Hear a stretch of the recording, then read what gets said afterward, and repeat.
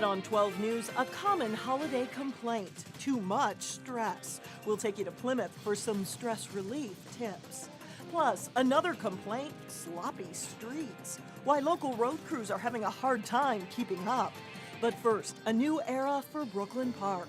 An era that revolves around a familiar face. 12 News starts right now. It's described as a significant day for Brooklyn Park. Hello and thanks for joining us. I'm Alexandra Renslow. And I'm Mike Johnson. Brooklyn Park looked within its police department to hire a new chief, and in the end, there was only one candidate for that position. That candidate, Craig Enveldson, has been with the city's police department for 22 years. He received the city council's approval Monday night. So what challenges does he face now, and what are his goals for the future? Reporter Sonia Goen sat down with the new chief today. And this one was me back when I had almost a full head of hair and a mustache. Craig Enveldson has always wanted to be a police officer. I have the record for being the youngest cop to ever get hired at Brooklyn Park. I got hired when I was 20 years old. He's worn many hats during his tenure, from crime investigator to being in the color guard. Sergeant Banks and I went over and presented the colors for the one-year anniversary of 9/11. He grew up in Montevideo and hopes to bring some of that small-town charm to his new role. He wants to spend more time on the street. You know, being out doing patrol work, the other's going to be out attending and establishing or actually creating some neighborhood meetings. He also has a long to-do list, including building up the force to 109 sworn officers. I can't remember the last time we were fully staffed. He also wants a diverse police force, but his main priority is cutting crime. The Zane Quarter is known as a hotspot when it comes to crime.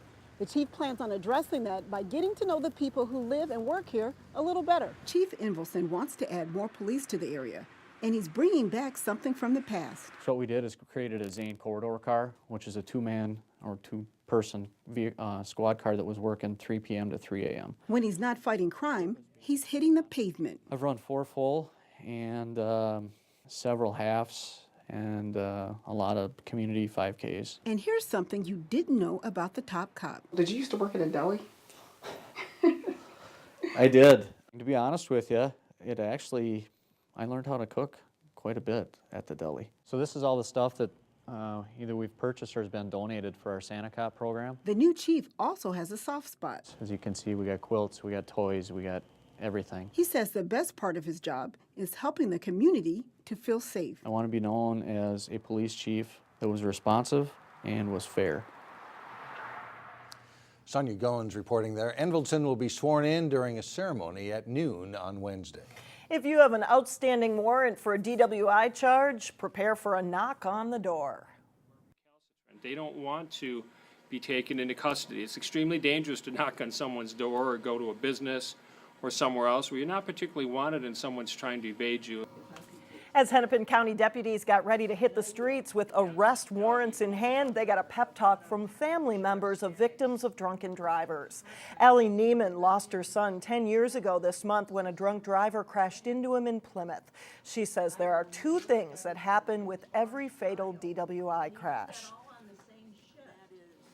The violence of these crashes, and number 2, the horrific grief that is left behind. But then I'm singing to the choir here, right? Because you are the men and women who are always on the scene of these crashes. Local police joined sheriff's deputies in a search for more than 300 people wanted on DWI charges. The sheriff's office says even the threat of such a sweep prompts dozens of people to turn themselves in voluntarily.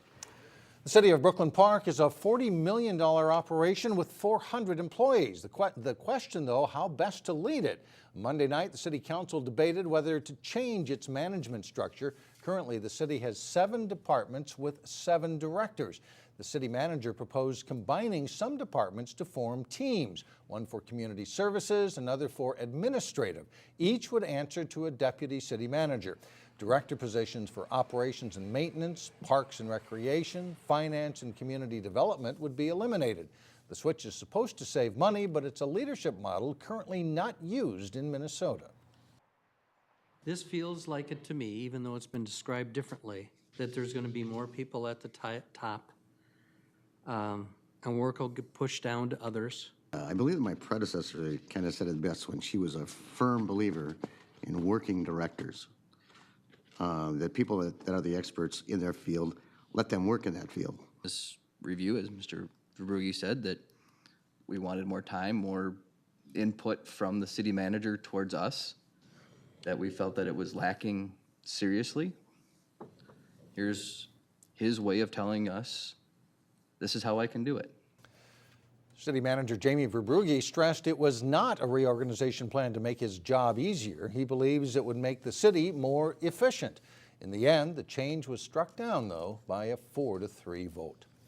The recent snow and cold have created a sloppy mess, and it has city street crews once again tending to main roads. However, residential neighborhoods may be feeling neglected in snow cleanup. Renee Bonneau explains the delay. Get your shovel. Get your shovel, we gotta finish up. William Cassidy and his boys have been diligent about clearing the driveway ever since a snowstorm hit 2 weeks ago. I shoveled the end out 2-3 times from cars running by, just slopping it up. He just wished the city of Brooklyn Park worked as hard on his street. I mean, it was a mess. Cassidy says plows didn't show up until 3 days after the storm. My wife and I, we said we were gonna wait one more day. And if it wasn't done, we were going to call. This is as tough as it could get as far as the storm goes. Brooklyn Park Street Maintenance Superintendent says 2 weeks ago, the long, wet, heavy snowfall was followed by a deep freeze, making the plow's job much harder. Since then, the consistent cold and occasional 1-inch snowfalls have had crews struggling to keep up. A lot of people are calling us saying it doesn't look like you plowed a street. Well, we plowed them, and some streets got plowed as many as 4 times, but it was compacted from the traffic and from getting cold. Plows will always focus on clearing main roads first. City crews say it seems lately, just as they start in on cleaning side streets, a new snowfall sends them back out to the main ones. Despite warmer weather giving crews a little bit of relief this week, the city says the roads can actually get worse before they get better. Anytime the sun comes out and it gets warmer, the snow's going to mush up, so it actually might look a little bit worse, but we will be on the streets then, and we will be plowing them to scrape off as much as we can. Look at that. Cassidy says he understands the pressure plow drivers are under. I am sympathetic, but yet I would like my street done in a timely fashion too. In Brooklyn Park, Renee Bonneau, 12 News. Brooklyn Park says whether we get an inch of snow or half a foot, crews will be out plowing and salting. We've long heard that the jobs of the future will take more than a high school education, but that doesn't necessarily mean a 4-year degree. Local high school and post-secondary educators and leaders discussed how best to prepare high school students for careers and college in Brooklyn Park on Tuesday as part of a day-long education summit put on by the State Department of Education and Minnesota colleges and universities. By the year 2020, nearly 75% of all jobs in Minnesota will require some form of training beyond high school, but it doesn't necessarily mean the traditional college route either. The 4-year degree that we traditionally kind of think of right now as being the ticket to a job, a well-paying job, and prosperity is not necessarily the only option anymore. Half of the jobs anticipated in 6 years will require a certificate, diploma, or associate's degree. It's the most wonderful time of the year, but not always for calm nerves. Up next, tips to take some stress out of the holidays. And later in sports, Osseo boxer Caleb Truax prepares for a nationally televised fight. But first, enjoy the warm-up Wednesday. Thursday gets much colder.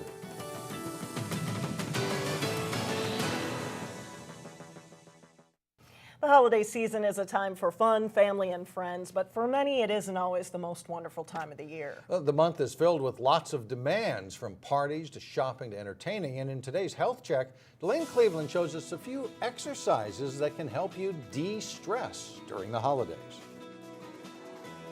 Shoot off the blocking board. There we go. The gym can be a welcome getaway from the holiday hustle and bustle. Just ask personal trainer Carrie Anderson. There's a lot of stress. Initially, when we look at a client, they walk in, they're huffing and puffing. Our biggest thing is trying to kind of cool that down and get them into the mindset to get ready to exercise. Up. 4. It's her job to keep people's minds off the stress of the outside world and get them feeling rejuvenated. If we can get that mindset right, they're going to have a great workout. But if you're constantly thinking about your to-do list, you're going to be really distracted. So to keep people focused, she recommends a variety of high-intensity workouts to release aggression. First example, dual whips. So total body workout is going to work the upper body, the lower body, the core. Next on the list, medicine ball slams. Kind of think of like WWE, where they take the body and they slam it down on the ground. Slam it in the ground, jump a little bit.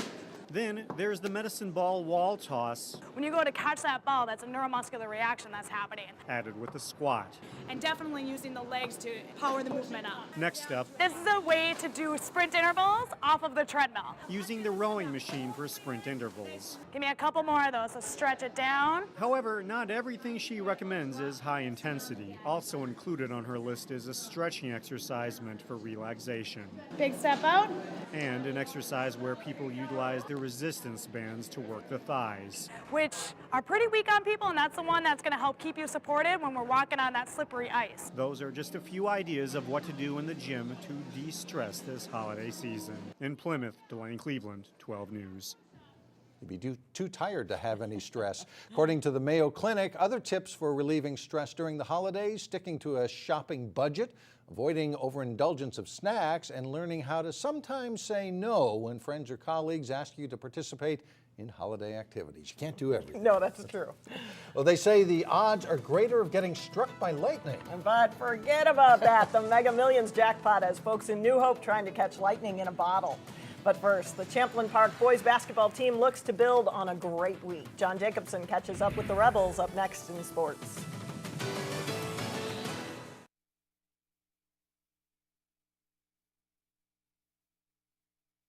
The local boxer's going to get some more big-time exposure, and he's doing pretty well. His career is kind of on the uptick still, as it has been for several years, and another big fight coming up. Local boxing star Caleb Truax, an Osseo native, will be back in the ring and back on national TV just after the new year. Team Truax at a media day as Caleb gets set to fight on ESPN's Friday Night Fights at the Target Center January 3rd. Truax is 23-1-1 as a pro and has started to get some national notice. But he's staying loyal to the Twin Cities and to the ACR gym he's always trained at.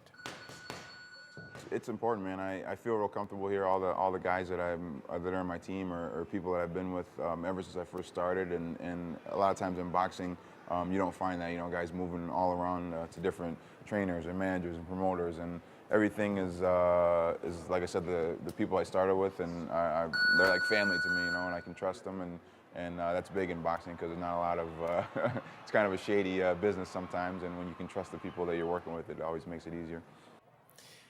Truax recently learned they'll be facing a different opponent than he was scheduled to meet, as Derek Ennis had to drop out of the card. Former heavyweight champ Mike Tyson is part of the group promoting the card. Champlin Park's boys basketball team expected to be pretty good this season, and a recent stretch of games solidified that feeling. The Rebels won 3 games in a stretch of 5 days last week to improve to 6-1 for the season. They beat Centennial Tuesday, edged Osseo Friday, and came back Saturday afternoon to beat another top 10 team, Eden Prairie. We were a little tired, but we were good to go. You know, after the Osseo game, we celebrated, but you know, the next day we got to be focused. We went at EP as hard as we could. We were focused, and we went to our game plan. Yeah, real happy. It really was a statement week. You know, I kind of challenged the boys and said, hey, we got 3 big games with Centennial, Osseo, and Eden Prairie, in order to kind of go out and kind of prove to ourselves that we can play, you know, at a high level. You know, we talked about it. We think we can play at a high level, but we had to kind of prove it. Well, there are a lot of good teams in the Northwest Suburban. Champlin Park and Osseo seem to be the favorites coming into the season. All wins are important, but the Rebels admit that taking down rival Osseo is a special game.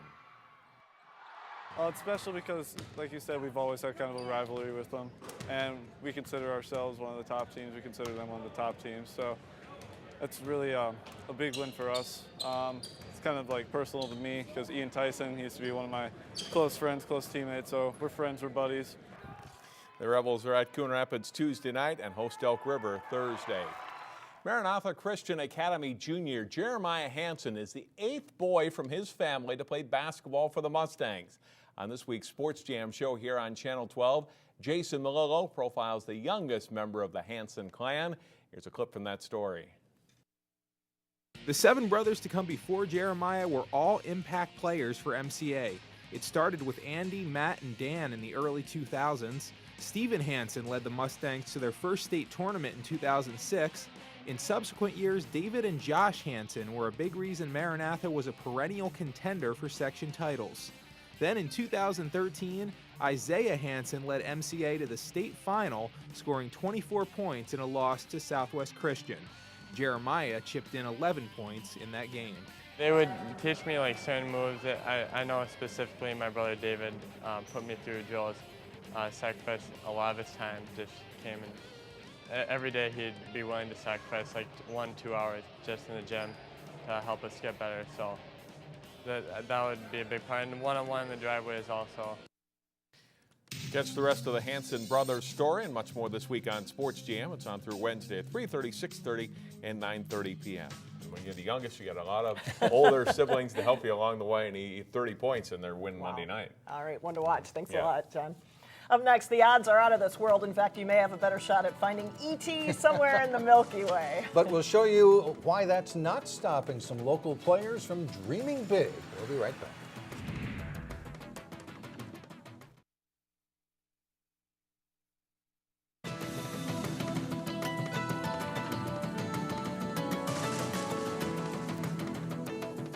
We head to Crystal today for our Holiday Lights Showcase, and there's lots to see in this festive front yard. There are about 24 Christmas characters lit up for the holidays.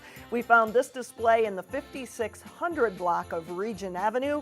If there's a great holiday light display in your yard or down the street, call us or email us here at Channel 12. And finally, the question now is, will it reach the 1 billion mark?